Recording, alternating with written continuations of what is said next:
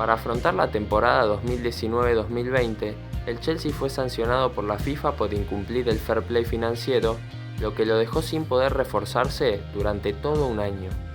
A pesar de esta sanción, Roman Abramovich, el dueño del club, lo contrató como técnico a Frank Lampard con la idea de darle una identidad al club, poniendo al mando a uno de los mejores jugadores de su historia, ya sin Eden Hazard, su máxima figura, y sin poder incorporar jugadores, dieron prioridad a armar una base con jóvenes como Mason Mount, Christian Pulisic, Tammy Abraham, entre otros.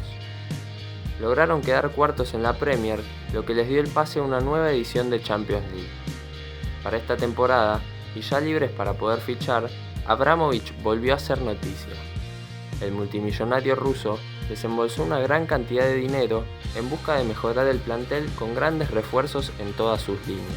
Su primer movimiento en el mercado fue contratar a Hakim Ziyech, una de las grandes figuras del Ajax. También se llevó a Timo Werner, uno de los mejores delanteros jóvenes del momento, para aumentar el potencial ofensivo del equipo.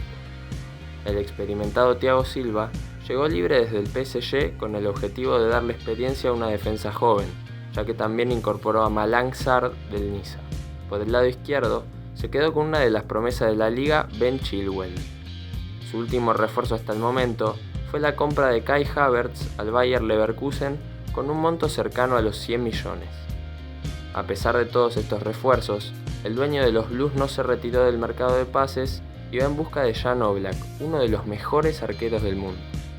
Pero, ¿conocen cómo empezó la historia de Roman Abramovich como dueño del Chelsea?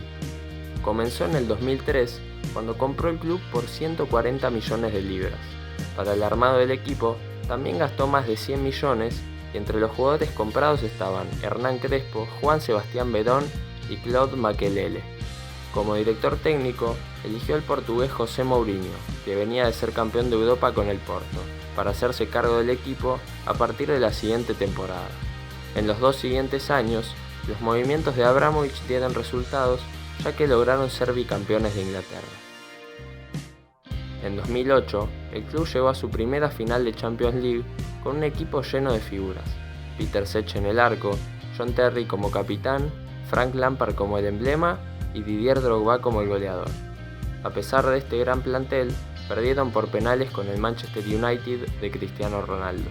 4 años más tarde, en el 2012, el Chelsea tuvo su revancha en la Champions venciendo al Bayern Múnich con un gol agónico sobre el final del partido que llevó al equipo a penales, consiguiendo su primera orejona.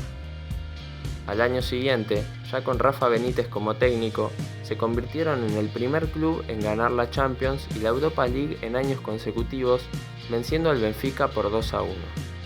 En el 2013 volvió José Mourinho, el técnico más importante en la historia del club. El equipo contaba con Willian, Samuel Eto'o y Eden Hazard. Volvieron a ganar la Premier con él al mando recién en la temporada 2015.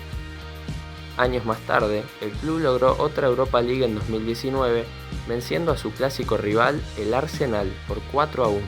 Con Roman Abramovich, el Chelsea pasó de ser un club poco nombrado en Inglaterra a convertirse en uno de los grandes equipos europeos.